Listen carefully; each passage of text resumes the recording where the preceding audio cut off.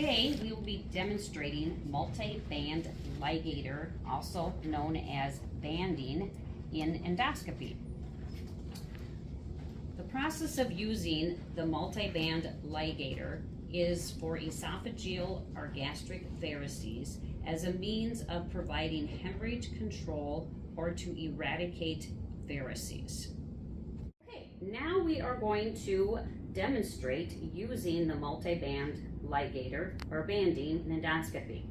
First, the nurse will want to verify with the doctor which multi-band ligator is needed. We have a 6 or a 10 shooter. Also very important to check the expiration date due to the short expiration period of 1 year. Then we're going to open up the package. All your supplies will be needed will be in the package. We will remove the handle of the ligator. It has a two-way position. You're going to put it in a two-way position. In this position, the handle will rotate both ways. Perfect. Then we're going to put the handle of the ligator, insert the ligator into the handle of the scope biopsy port. Now we're going to use the accessory pin and we're going to puncture a hole into the ligator handle. There is a catheter in the package that is identical on both ends. You will introduce either end of the loading catheter through the white seal of the handle and advance until it exits the tip of the scope.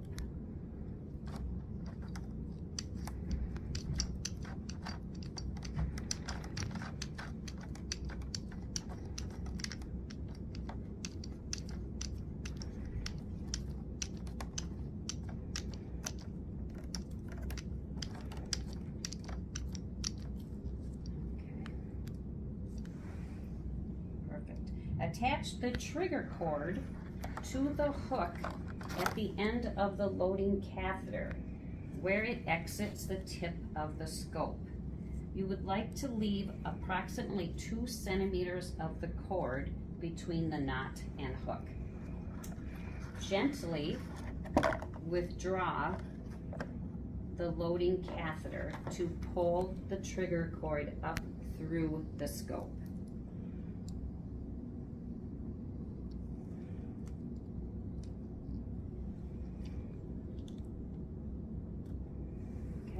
Attach the shooter barrel, which is the clear cap, to the tip of the endoscope. You want to be sure it fits snugly, and you want to avoid bands while pushing it to prevent it from any of the bands being dislodged. Okay. The trigger cord into the slot on the spool of the handle and pull down until the knot is seated in the hole of the slot. The knot must be seated in the hole for the handle to function properly. With the handle position remaining in the two-way position, slowly rotate the handle clockwise to wind the trigger cord onto the handle until just taut. Avoid over-rotation, which may cause band deployment. At this point, the doctor can check the endoscopic view. The barrel can be rotated to enhance the view. Now we're ready to do the procedure. During the procedure, when the doctor's ready, you will hand the assembled equipment to the doctor with the handle remaining in the two-way position. The doctor will advance the scope to the desired position. Then you can turn suction should be placed on high, and the doctor will place the handle into firing position and will fire bands with a clockwise rotation of the handle. The RN may be asked to count how many bands are deployed. And just to note, the second to the last band is clear. So when the clear one is deployed, you have one bander left. If the band does not deploy, make sure the handle is in a firing position. Also, check the trigger cord.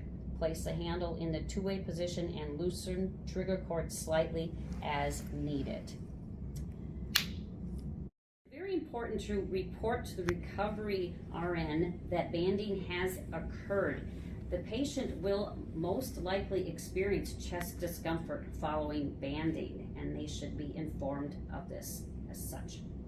Also, you want to document in the equipment tab in Epic that a bander was used during the procedure.